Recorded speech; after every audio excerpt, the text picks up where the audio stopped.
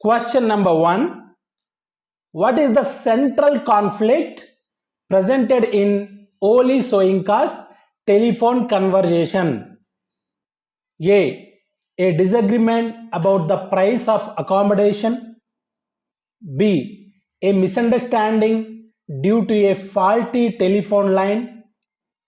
C. Racial prejudice encountered during a housing inquiry. D. The speaker's inability to clearly communicate their needs. The right answer is C. Racial prejudice encountered during a housing inquiry. Next, the poem is structured as A. Dramatic monologue. B. Dialogue between two characters. C. Narrative poem with a clear beginning, middle and end. D. Lyric poem expressing personal emotions. The right answer is B. Dialogue between two characters. Next, what prompts the speaker to reveal their skin color? A. The landlady directly asks about their ethnicity.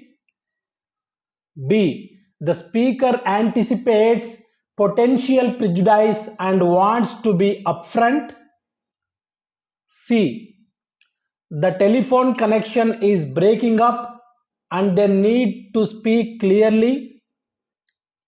D. They are proud of their heritage and want to share it. The right answer is B. The speaker anticipates potential prejudice and wants to be upfront. Next, the phrase "how dark" suggests the landlady's A. Genuine curiosity about the speaker's complexion. B. Preoccupation and potential bias based on skin color. C. Difficulty in hearing the speaker clearly. D. Concern about the lighting conditions in the apartment. The right answer is B. Preoccupation and potential bias based on skin color. Next, the speaker's response to "how dark" involves A. Anger and immediate confrontation. B. Humor and a touch of sarcasm. C. Evasiveness and a refusal to answer. D. A detailed description of their physical appearance. The right answer is B. Humor and a touch of sarcasm. Next, the comparison of the speaker's skin to milk chocolate and West African sepia serves to A. Clearly define their exact skin tone for clarity. B. Highlight the absurdity of reducing a person to shades of color. C. Appeal to the landlady's aesthetic sensibilities. D.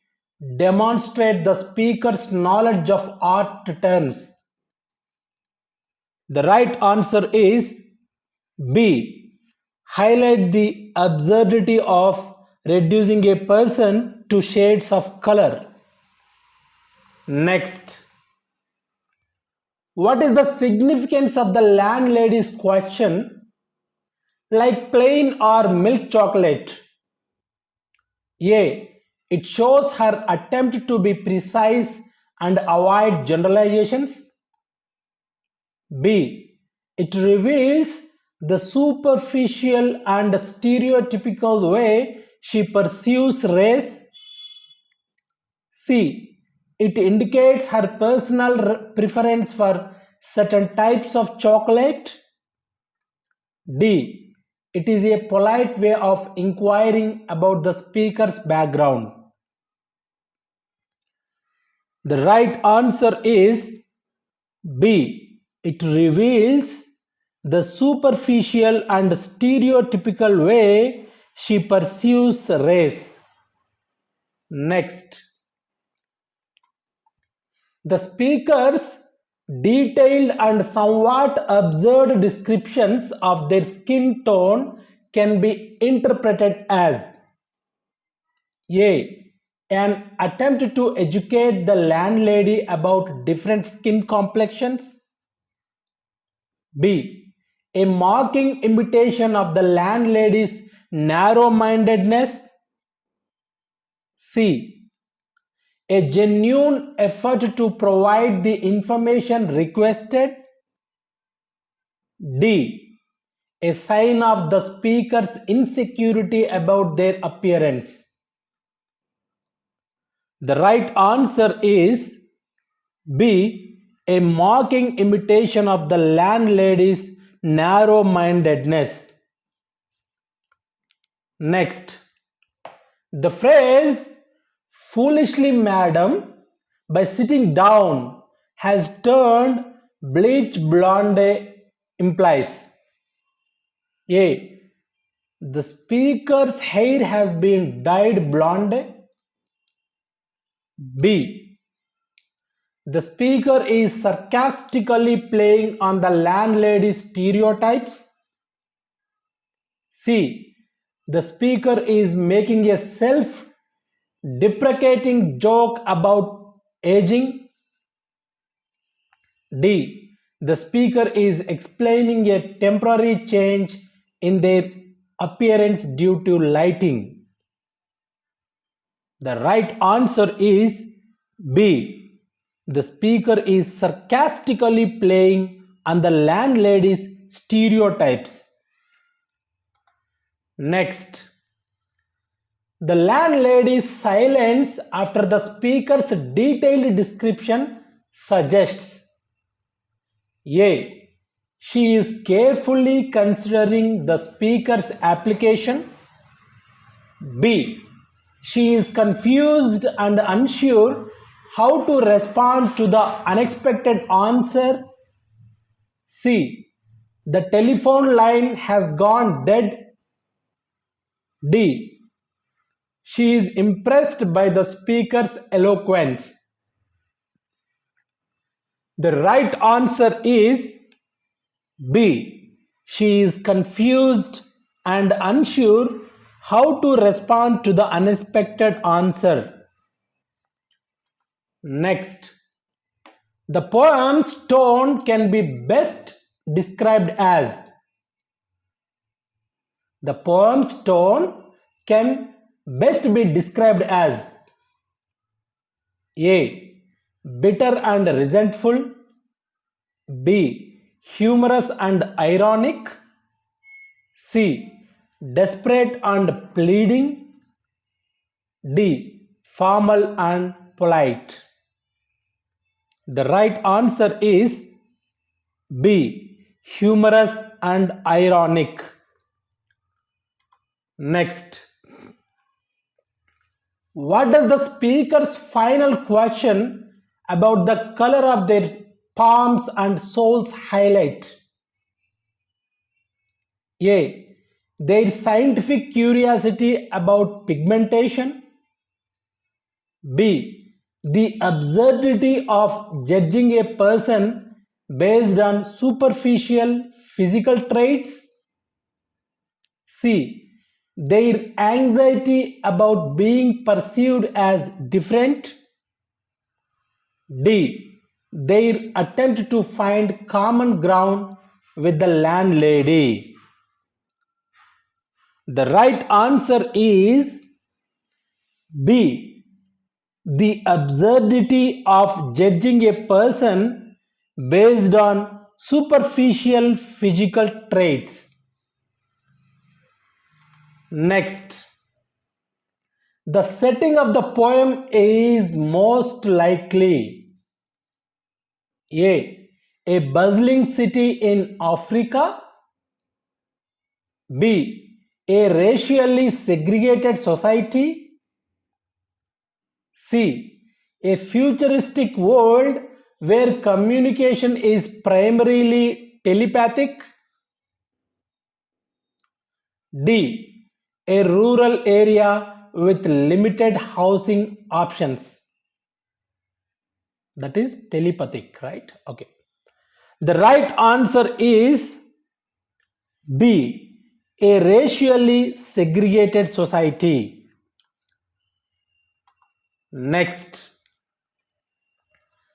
the use of the telephone as the medium of communication is significant because it A, allows for a more personal and intimate conversation, B, creates a physical distance that ironically highlights the social distance, C, ensures clarity and avoids misunderstandings,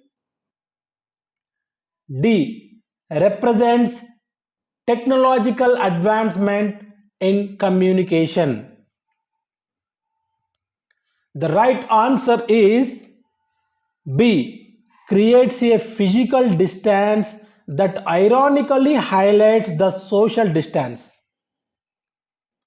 Next, the poem subtly critiques A, the inefficiency of telephone communication, B, the high cost of renting accommodation, C, the persuasiveness and irrationality of racial prejudice, D, the speaker's lack of assertiveness. The right answer is C, the persuasiveness and irrationality of racial prejudice. Next, the landlady's focus on the speaker's skin color suggests her adherence to A, progressive and inclusive ideals, B, outdated and discriminatory social norms, C, a practical concern about cleanliness, D, a personal preference for certain aesthetics. The right answer is B, outdated and discriminatory social norms.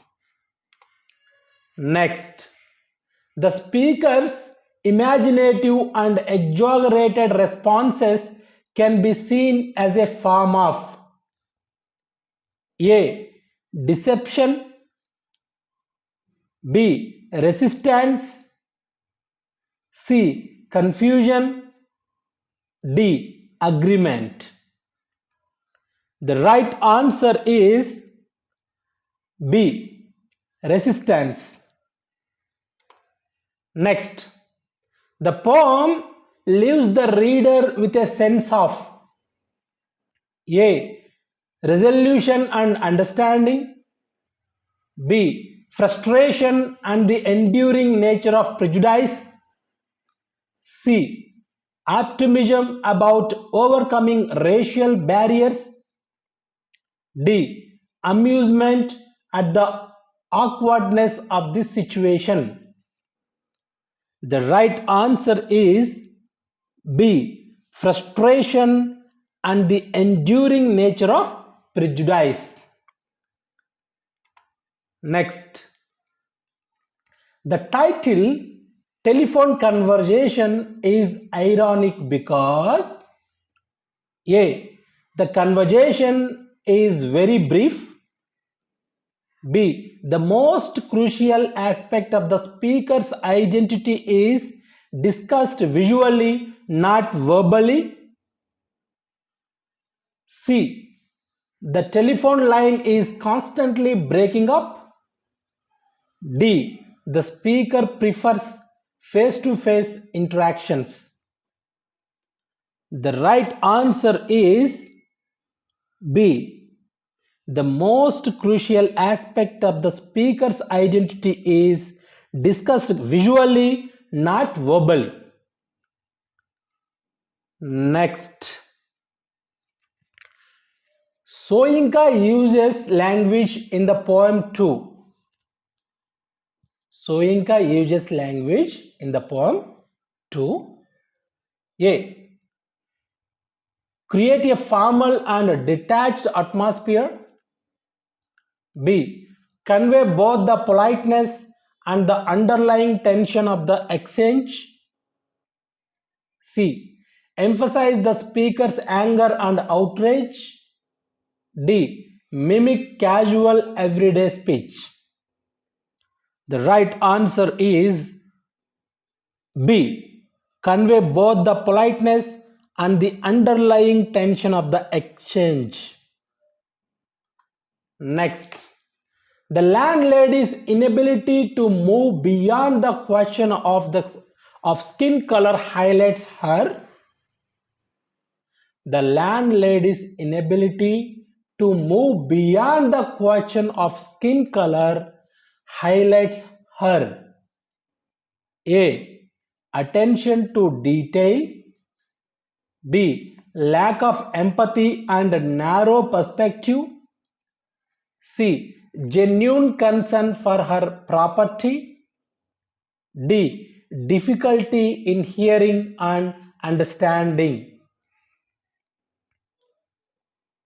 The right answer is B. Lack of empathy and narrow perspective. Next. The speaker's internal thoughts and feelings are primarily conveyed through A. Direct statements of emotion. B. Their witty and sarcastic responses. C. Descriptions of their physical reactions. D. The use of figurative language. The right answer is B. Their witty and sarcastic responses. Next question. The poem can be interpreted as a commentary on the A. Challenges of finding accommodation in urban areas. B. Importance of clear communication. C.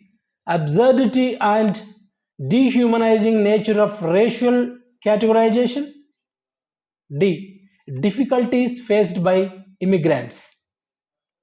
The right answer is C. Absurdity and dehumanizing nature of racial categorization. Next. The speaker's willingness to engage in the landlady's line of questioning suggests A. Their naivety about racial prejudice. B. Their strategic approach to navigating discriminatory situations. C. Their desire to please the landlady. D. Their lack of self-respect. The right answer is B. Their strategic approach to navigating discriminatory situations. Next. The poem's ending leaves the reader A. Satisfied with the outcome of the conversation. B. Pondering the implications of the encounter. C. Amused by the landlady's ignorance. D. Confident that the speaker will secure the accommodation. The right answer is B. Pondering the implications of the encounter. Next. The phrase "nothing's been poisoned" implies the speaker's A. Concern about the safety of the accommodation. B. Understanding of the landlady's prejudiced fears. C. Attempt to reassure the landlady about their character. D. Confusion about the landlady's line of questioning. The right answer is B. Understanding of the landlady's prejudiced fears. Next, the speaker's question about having lipstick stain around a cigarette holder is an example of a non sequitur, B. A red herring, C. A sarcastic analogy, D. A literal inquiry about the previous tenant. The right answer is C. A sarcastic analogy. Next, the landlady's voice is presented indirectly through A. The speaker's imitation of her tone, B. Direct quotations of her speech, C. The speaker's descriptions of her reactions, D. Stage directions within the poem. The right answer is B. Direct quotations of her speech. Next, the poem's form and structure contribute to its meaning by A. Creating a sense of urgency and rapid dialogue, B. Mirroring the awkwardness and tension of the interaction, C. Providing a clear narrative flow and resolution, D. Emphasizing the speaker's emotional turmoil. The poem's form and structure contribute to its meaning by mirroring the awkwardness and tension of the interaction. So B is the right answer. Next, the speaker's use of humor serves to A. Lighten the seriousness of the topic, B. Expose the absurdity of the landlady's prejudice, C. Mask their own feelings of hurt and anger, D. All of the above. The right answer is D. All of the above. Next, the landlady's questions reveal her reliance on A. Personal experience and careful observation, B. Stereotypes and preconceived notions, C. Legal regulations regarding tenancy, D. Advice from previous tenants. The right answer is B. Stereotypes and preconceived notions. Next, the speaker's identity is reduced by the landlady to a single characteristic. A. Their profession, B. Their nationality, C. Their skin color, D. Their financial status. The right answer is C. Their skin color. Next, the poem can be seen as a form of A. Social commentary, B. Personal confession, C. Historical documentation, D. Romantic expression. The right answer is A. Social commentary. Next, the speaker's final offer to show the landlady their palms and soles suggests A. A genuine attempt to prove their cleanliness, B. A final act of defiance and mockery, C. A desperate plea for acceptance, D. A misunderstanding of the landlady's concerns. The right answer is B. A final act of defiance and mockery. Next, the poem highlights the dehumanizing effect of A. Poverty, B. Isolation, C. Prejudice, D. Miscommunication. The right answer is C. Prejudice. Next, the speaker's sophisticated language contrasts with the landlady's simplistic questioning, emphasizing A.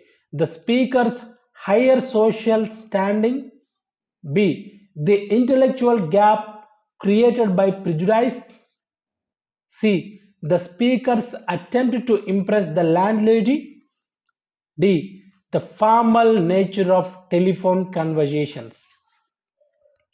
The right answer is B. The intellectual gap created by prejudice. Next, the use of dashes in the poem often indicates A. Excitement or enthusiasm, B. Pauses, interruptions, or shifts in thought, C. Formal transitions between ideas, D. The speaker whispering confidential information. The right answer is B. Pauses, interruptions, or shifts in thought.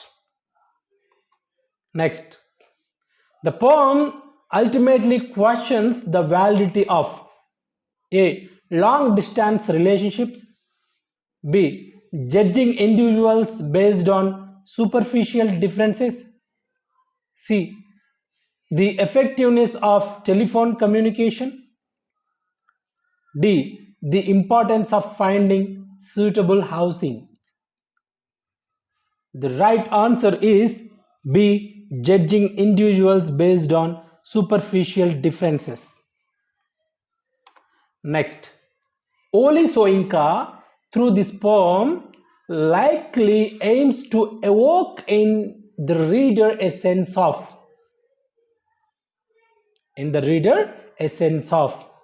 A. Nostalgia for simpler times, B. Amusement at cultural differences, C. Awareness and condemnation of racial discrimination, D. Sympathy for the landlady's perspective.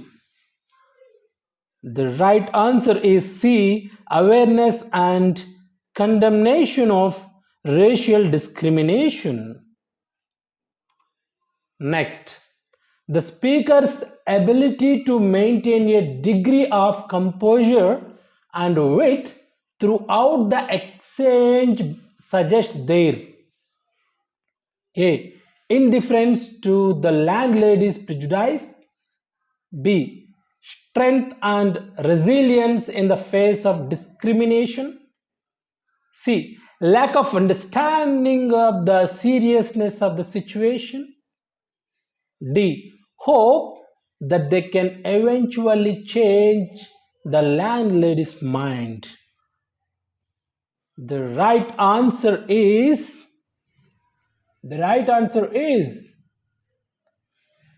B.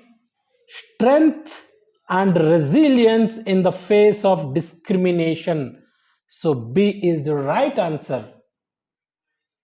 Thank you.